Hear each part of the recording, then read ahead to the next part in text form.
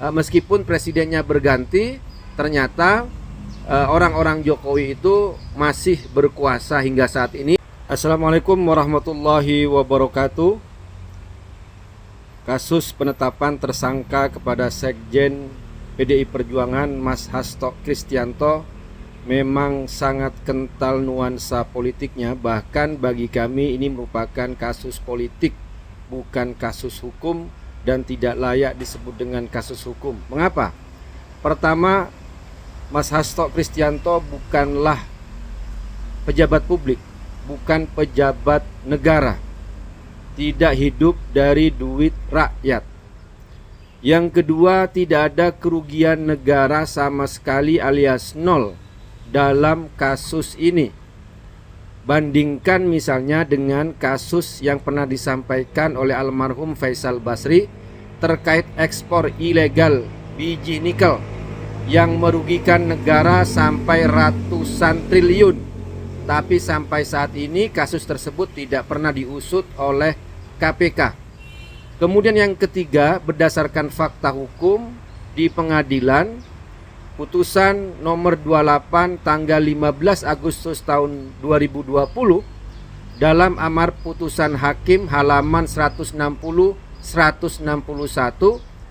disebutkan bahwa aliran dana dari Harun Masiku itu kepada Wahyu Setiawan.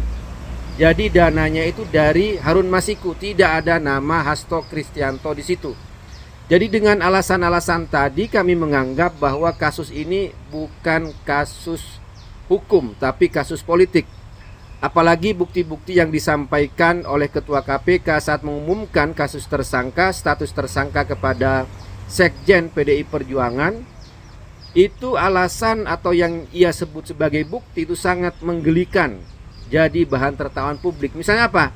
Yang pertama, KPK menyebut ada hubungan kasus penyuapan dengan penempatan Harun Masiku orang Toraja sebagai caleg di Sumatera Selatan.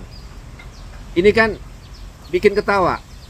Apa hubungannya antara penempatan caleg dengan kasus suap?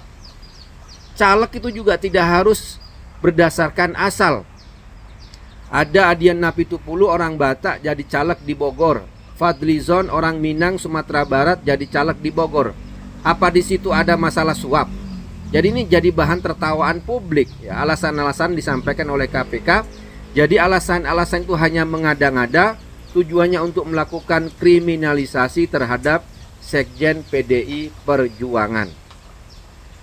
Kemudian apakah ada hubungan orang-orang Jokowi pada komisioner KPK saat ini? Ya tentu saja. Kalau kita melihat dari proses seleksi, siapa yang memilih, itu kan masih di eranya Pak Jokowi.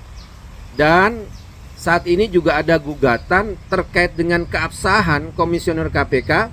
Seperti yang saya baca, ada pengajuan oleh saudara Bonyamin ya, bahwa sebenarnya penetapan komisioner KPK saat ini tidak sah karena presiden itu hanya boleh memilih komisioner satu periode saja. Nah itu nanti silahkan. Tapi menurut kami meskipun presidennya berganti, ternyata orang-orang Jokowi itu masih berkuasa hingga saat ini. Dan yang kami dengar juga, Presiden Prabowo juga tidak mengetahui terkait status tersangka Sekjen PDI Perjuangan.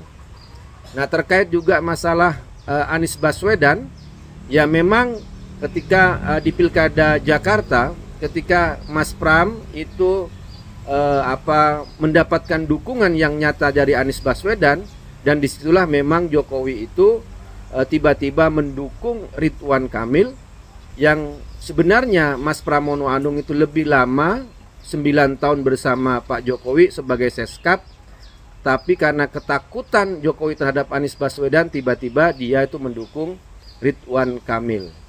Tapi untuk kasus ini saya kira tidak ada hubungannya terkait dengan penetapan tersangka Sekjen PDI Perjuangan. Namun kalau ketakutan Jokowi kepada Anies Baswedan itu saya kira memang sangat besar ya. Itu aja. Terima kasih.